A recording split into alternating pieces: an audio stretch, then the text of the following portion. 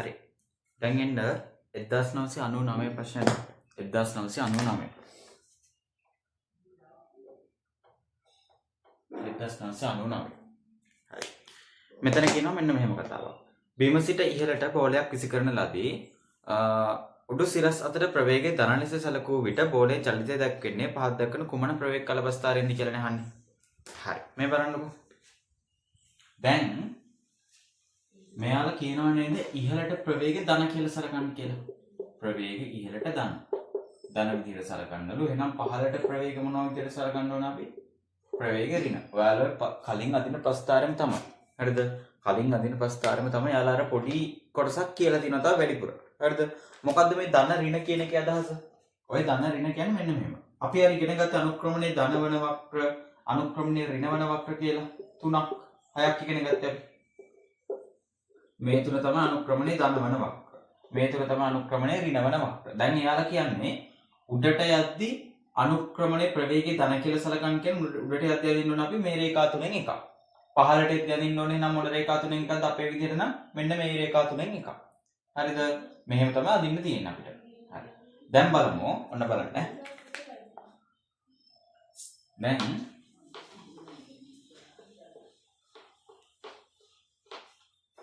සිරස්ස ඉහළට විසිකරන බිම සිට බෝලයක් විසිකරන ලදී. එතකොට බෝලයක් ඉහළට විසිකරොත් මොකද වෙන්නේ? පල්ලනට මේකට මොකක් හරි ප්‍රවේගයක් තිබිලානේ බෝල උඩට යන්නේ. අපි හිතමු නිකන් 50 ms වෙන එක වගේ ප්‍රවේගයක් තිබ්බ කියලා. ඔය බෝලේ මෙහෙම උඩට යද්දි මෙතන මේ උපරිමසේදී බෝලේ ප්‍රවේගය කොච්චරක් වෙනවද? ප්‍රවේගය බිඳුවක් වෙනවා බෝලේ. ඊට පස්සේ ඒ කාය මෙහෙට වැටෙනවනේ. මෙහෙට වැටෙනවා.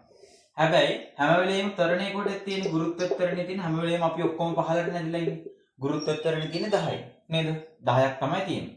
මං කියලා දීලා තියෙනවා ප්‍රවේග කාල ප්‍රස්ථාර ඔයාලා අඳිද්දී තරණයේ නියත නිසා ඔයාලට වැඩිපුරම දකින්න හම්බෙන ඉරිතුර තමයි මෙන්න මේ ඉරිතුර. ඒක ඔය ප්‍රස්ථාරයේ තියෙන්න ඕනේ ඔන්න ඔය ඉරිතුරේ එකක් හරි දෙකක් හරි තමයි පාවිච්චි වෙන්නේ ඔය ප්‍රස්ථාරය අඳිද්දී. හරි. දැන් මෙතෙන්දි වස්තුව තරණයේ පහළට දිග්බට වස්තුව යන්නේ කොහෙටද? ඉහළට. එහෙනම් එතෙන්දි වෙන්නේ මන්දනයක්. මුලදි වෙන්නේ මන්දනයක්. හරිද? මෙතෙන්දි මොකද්ද වෙන්නේ? වස්තුව වැටෙන්නේ තරණේ තියෙන පැත්තටමයි. එහෙනම් එතෙන්දි වෙන්නේ තරණයක්ම තමයි. ගුරුත්වත්වරණේ තියෙන පැත්තටම වැටෙන්නේ. එතෙන්දි වෙන්නේ තරණයක්. මෙතෙන්දි තරණේ තියෙන පහළට, හැබැයි වස්තුව යන්නේ ඉහළට. එතකොට එතෙන්දි වෙන්නේ මන්දනයක්. මෙතෙන්දි තරණේ තියෙන පහළට, වස්තුව වැටෙන්නේ පහළට. එහෙනම් එතෙන්දි වෙන්නේ තරණයක්. හරිද? හරි. දැන්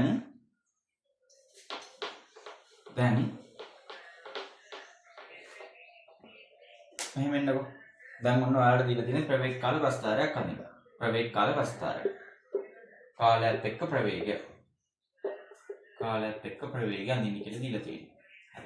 මෙතෙන්දී බිම සිට බෝලයක් ඉහළට විසිකරොත් එයාට ආරම්භක ප්‍රවේගයක් තියෙනවා. එහෙනම් මේ ආරම්භක ප්‍රවේගයක් තියෙන තැනින් පටන් ගන්න ඕනේ. උඩට යද්දී යන්නේ මන්දනේ එන්නේ. හරිද? මන්දනේ යන්නේ. දැන් මෙයාලා කියනවා නේද? සිරස් අතට ප්‍රවේගය ධන ලෙස සැලකුව වෙඩි කියලා. දැන් උඩට යද්දී මන්දනයක් නේ තියෙන්නේ. ඒ කියන්නේ ප්‍රවේගය මොකද වෙන්නේ? දැන් අපිට ප්‍රවේග කල්පස්ථාරයක් දීලා තියෙනවා. හරිද? ප්‍රවේග කල්පස්ථාරයක ඉරක් හැන්දෙත් ඒක අදහස මොකද්ද? තරණයක් හරි මන්දනයක් හරි. ඔකන උඩට යනකොට තරණයක් හරි මන්දනයක් හරි. දැන් උඩට යද්දී යන්නේ තරණයෙන්ද මන්දනයෙන්ද? මන්දනේනේ. මන්දනේ රේඛාව මොකද්ද? මෙන්න මේ රේඛාව. මෙන්න මේ රේඛාව.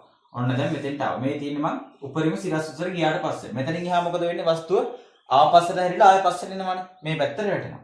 හරි. එතකොට ඒ වැටෙන්නේ තරණකින්ද මන්දනයකින්ද? තරණකින්. එතකොට ඒ රේඛාවත් එන්නේ මෙන්න මෙහෙම්ම තමයි. මෙහෙම්ම තමයි. ඇයි මේ රේඛාව කෙලින්ම සිරස් රේඛාවක් ආවේ? මේක අනුක්‍රමණය කීයද? 10යි.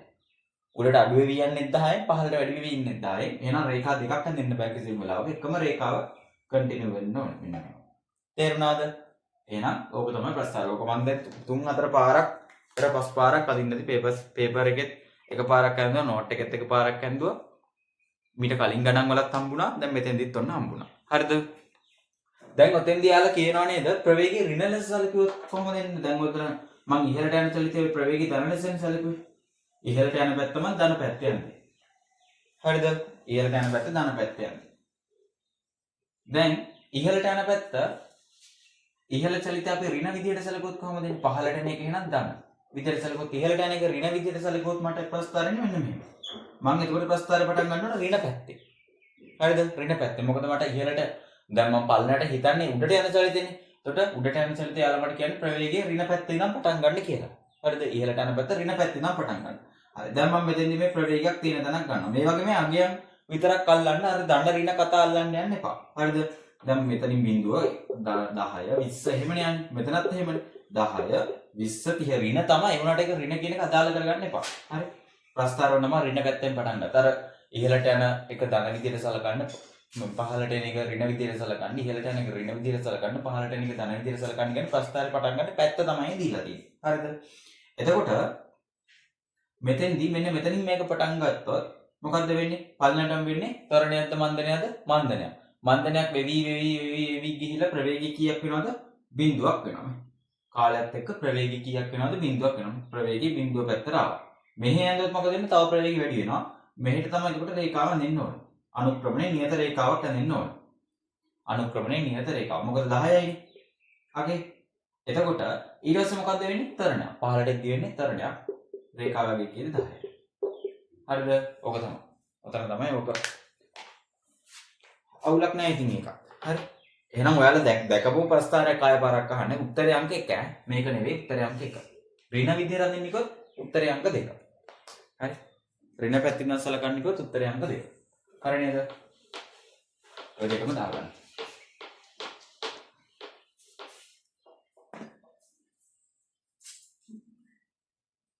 ප්‍රස්ථාරයේ ධන සහ ඍණ ප්‍රස්ථාරයේ ප්‍රවේගය ධන සහ ඍණ ලෙස සපයා ඇත්තේ ප්‍රස්ථාරයේ පටන් ගත යුතු දිශාවයි.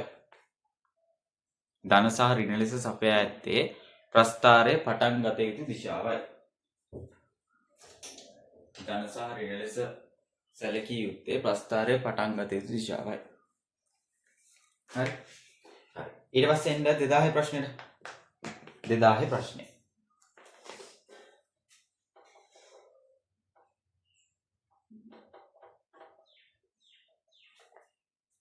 හරි 2000 ප්‍රශ්නේ.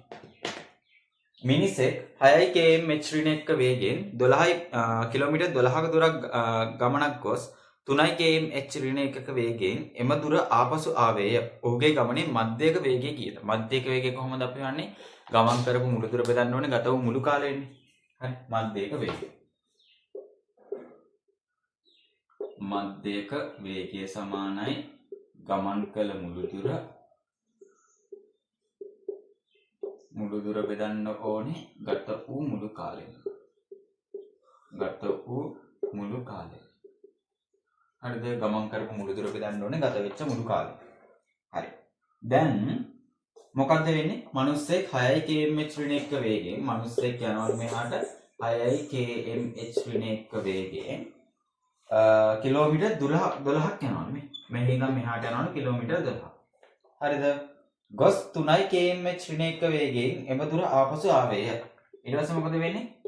මේ පැත්තට එනවා වේගාව 3 km ඍණ එක්ක වේගයෙන්. 3 km ඍණ එක්ක වේගයෙන් ආයෙත් මේ පැත්තට එනවා. දැන් මට කියන්න දැන් මේ මිනිස්සයා කොච්චර දුරක් අන්තිමේදී යනවද? දැන් මේ මිනිස්සයා මෙහි ඉඳන් මෙහාට 12ක් ගිහලා ආයෙ 12 ඉඳන් මේ පැත්තට තව 12ක් නෙන්නේ. එහෙනම් ගමන් කළු මුළු දුර යාට කොහොමද හොයාගන්න පුළුවන් 24 කිලෝමීටර කියලා. ඔව් නේද? මෙහාටත් යනවා මෙහාටත් එනවනේ.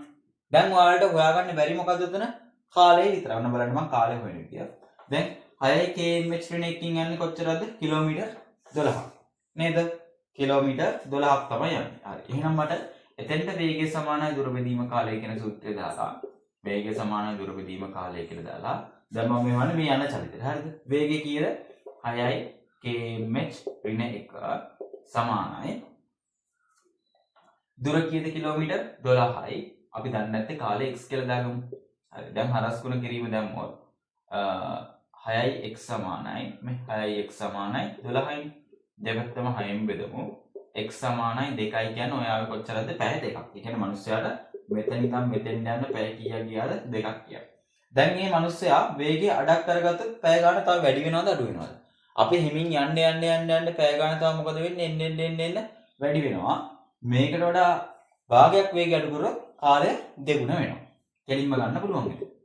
නැත්තම් ඔයාලට ආයෙත් මේ විදිහටම මේ චරිතයට දාලා අදා ගන්න පුළුවන්. මෙතෙන්ට ආදේශ කරන්න 3, මෙතෙන්ට ආදේශ කරන්න 12, මෙතෙන්ට ආදේශ කරන්න x කියලා දාලා x වලට ගත්තොත් එතෙන් ඉන්න පැය 4. හරි. එහෙනම් ඔක්කොම කාලය කීයද? 4යි 5යි 6යි. 6යි අවස්. එතකොට මෙතනින් එනවා 1යි 4යි නේ. 4යි km h ඍණ 1. ලේසි ගානක්. උත්තරය අංක 2. හරි හදා ගන්න. 4යි km h ඍණ 2.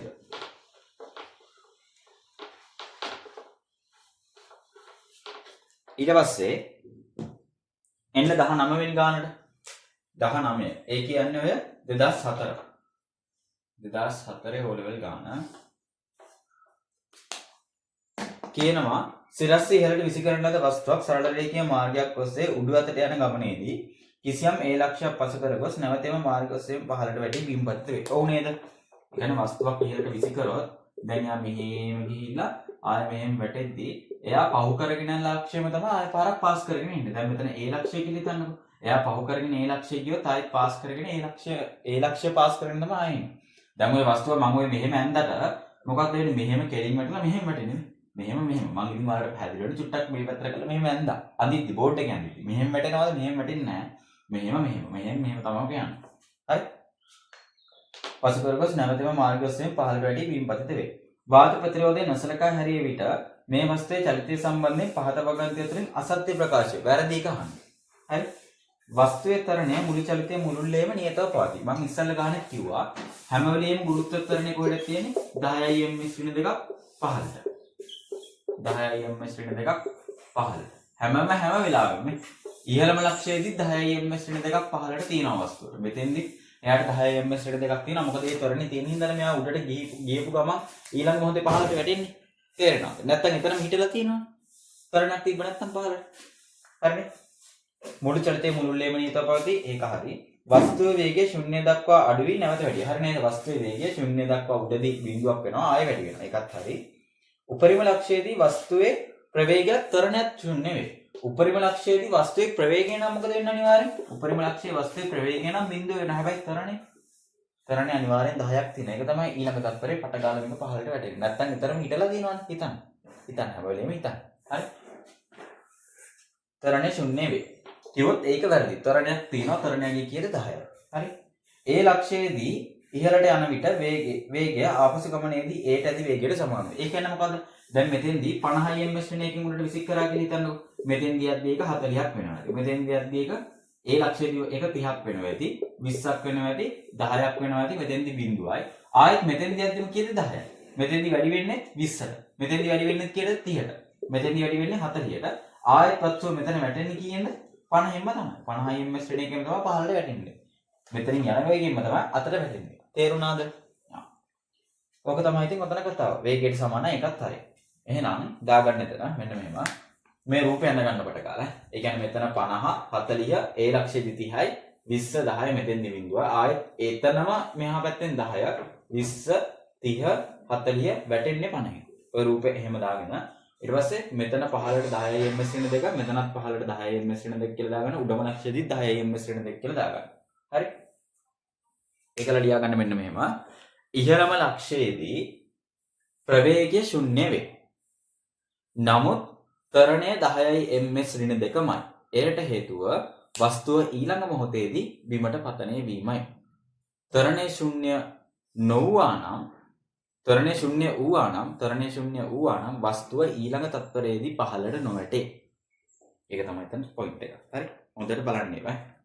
හරි. දැන් එන්න 20 වෙනි ගානට.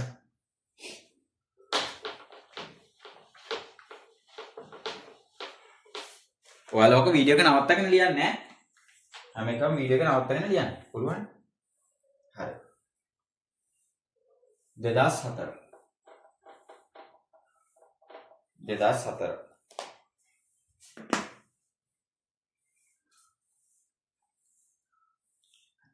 කියනවා මෙන්න මෙහෙම කතාවක්. 5යි ms ඍණ 1 ආරම්භක ප්‍රවේගයෙන් සිරස් ලෙස පහළට වැටෙන වස්තුවක වැටෙනට සලස්සන ලැබූ බෝලයක වේගය 25යි ms ශ්‍රේණි එක වීමට ගතවන කාලය. හරි. වැටෙන්නේ කීයද? වැටෙන්න පටන් ගන්න කීයද? මෙතනින් වැටෙන්නේ 5යි ms ශ්‍රේණි එකකින්. හරිද? ගුරුත්ව ත්වරණය කීයද? බෝලයක් ඕනෙම බෝලයක් පොල් ගෙඩියක් බිම උඩින් නම් පහළට වැටෙන්නේ වැටෙද්දී ගුරුත්ව ත්වරණය. ඒ කියන්නේ තප්පරයට මෙයාගේ ප්‍රවේගය කීය ගාන වැඩිනවද? මේකේ අදහස මොකද්ද? මේකේ අදහස තප්පරයට ප්‍රවේගය 10යි ms ඍණ 1 බැගින් වැඩි වැඩි වේ. වේගයෙන් වැඩි වේ. දැන් මේ වස්තුව තප්පරයක් වැටෙනවා. තප්පරයක් වැටෙනවාම මේකේ ප්‍රවේගය 10කින් වැඩි වෙනවා. ඒ කියන්නේ ඊළඟ තප්පරේ මෙයාගේ ප්‍රවේගය කීයද 15යි ms ඍණ 1. තව තප්පරයක් වැටෙනොත් 15 ඉඳන් තව 10ක් වැඩි වෙනවා. ඒ කියන්නේ මෙතෙන්දෙදී 25යි ms ඍණ 1 නේද? එතකොට බෝලේ වේගය 25ක් වෙන්නේ කීවෙනි තප්පරෙද කියලා. තප්පර කීයක් ගියපහම 1යි 2යි. තප්පර 2යි උත්තරය අංක 2යි. ඒක නම් අමාරු නෑ. හරි. ඔතනක් මොකද්ද කරන්න ඕනේ? මෙන්න මේක ලියාගන්න. 10යි ms ඍණ 2 කියන එකේ අදහස ලියාගන්න. තප්පරයේ ප්‍රවේගය 10යි ms ඍණ 1 බැගින් වැඩි වේ. ප්‍රවේගය 10යි ms ඍණ 1 බැගින් වැඩි වේ කියන එක තමයි 10යි ms ඍණ 2 කියන්නේ. මොකද ඕකේ අපි ටිකක් කඩලා ලියුවොත් කොහොමද වෙන්නේ? 10යි ms ඍණ 1 බෙදීම s නේ. තප්පරයට මෙච්චර ගානේ වැඩි වෙනවා කියන එක තමයි ඒකේ අදහස. මේක ලියාගන්න එතන විවරණය. ඒකල එක පාඩම් කරගන්න ඈ. 10යි ms ඍණ 2 කියන එකේ අදහස. පෝස්ට් කරලා ලියාගන්න ඈ. මම වීඩියෝ එකේ වෙලාව ගොඩාක් යවන අපරාධනේ. එන්න 2005 ප්‍රශ්නෙට. 2005 O level. 2005 ප්‍රශ්නෙට එන්නකො. හරි. කියනවා මෙන්න මෙහෙම කතාවක්. අචල චුම්බකයක් වෙත ඇදී එන යකඩ කැබැල්ලක් මත ක්‍රියා කරන බලය ක්‍රමයෙන් වැඩි වේ. අන්න නියම ගන්නක්. මේ බලන්න. දැන් ඔන්න චුම්බකයක් තියෙනවලු. මේ චුම්බකයේ මත යකඩ කෑලි ඇදිලා එනවලු. එතකොට මේ චුම්බකයෙන් මේ යකඩ කෑලි මත යෙදෙන බලය ක්‍රමයෙන් වැඩි කරනවා. මොකද අපි දැකලා තියෙනවානේ.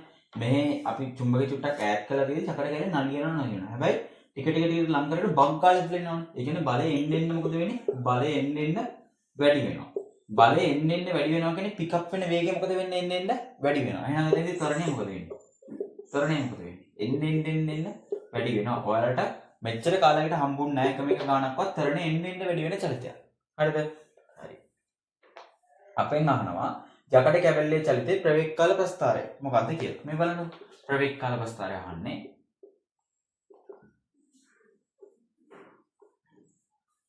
ප්‍රවේග කාල ප්‍රස්ථාරය අහන්නේ. ප්‍රවේග කාල ප්‍රස්ථාරයේ ඉරක් ගන්නොත් මොකක්ද අදහස් වෙන්නේ? ඒකෙන් තරණය. දැන් මේකේ තරණය නියතවද වැඩි වෙන්නේ? නෑ. එන්න වැඩි වෙනවා. තේරුණාද? නියත වැඩි වෙනවා මේවා එකම ගානකින් ඇදලා ඉන්නේ. එහෙම නෙමෙයි කාන්දමකට ලං වෙද්දි මොකද වෙන්නේ? බුක් ගාලා ඇදිරෙනවා. ලං කරපුවම බුක් ගාලා ඇදිරෙනවා. ඈතින් තිබ්බම චුට්ටක් නලියනවා වගේ පේනවා. ටිකක් තව ලං කරපුවම බුක් ගාලා ඇදිලා යනවනේ. ඒ කියන්නේ එතෙන්දි බලය ගොඩක් වැඩි වෙනවා. අර අන්තිම අවස්ථාවේදී බලය මොකද වෙන්නේ? කාලය වැඩි වෙද්දි බලය ගොඩක් වැඩි වෙන තැනදී තරණය ගොඩක් වැඩි වෙනවා. එහෙනම් තරණය එන්න වැඩි වෙන දෙයක්. එහෙනම් මොකද? තරණය වැඩි වෙනවා. වැඩි වෙන ශීඝ්‍රතාවය වැඩි වෙනවා. ඔන්න ඔක තමයි තියෙන්නේ. හරි. තරණය වැඩි වෙනවා. වැඩි වෙන ශීඝ්‍රතාවය වැඩි වෙනවානේ. මොකද ප්‍රවේග කාල ප්‍රස්ථාරයක රේඛාවක් ගන්නකොට ඒකෙන් අදහස් වෙන්නේ තරණය. මම දැන් තරණය ගැන හිතන්නේ. තරණය මොකද වෙන්නේ? එන්න වැඩි වෙනවා. තරණය එන්න වැඩි වෙනවා. මේ අනුක්‍රමණය එන්න වැඩි වෙන රේඛාවක් මම හැන්දේ. උත්තරය අංක 4. උත්තරය අංක 4. හරි. එතෙන්ද ලියා ගන්න. කාන්දමක් අසලට යකඩ කැබලි ඇදී එන්නේ